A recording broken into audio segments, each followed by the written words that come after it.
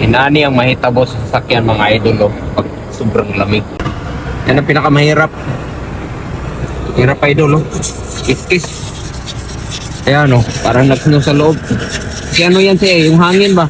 Yan yung pagbukas mo, tapos yung hangin nakapasok. Yan ang mangyayari.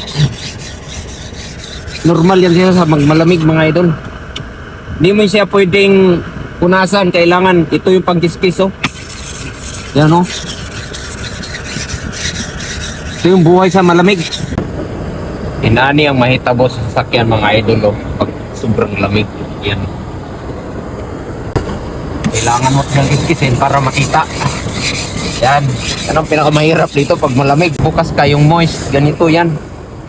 Moist yung sasakyan natin. Pag nakapasok yung parang aso ng lamig, mabuo yan pagpasok, kaya nagkaganito. Pag ipandar mo yung sasakyan na matagal, mawala to siya, mainit. Pero yung remote, hindi pwede pang malayuan, malapitan lang. Kaya ganito siya mga idol. So, kita nyo, na makita. Dahil yan sa dito ang buhay dito pag malamig. Yan, may na. Pwede na kuntay. Yan mga snow yan siya mga idol. Kapinis.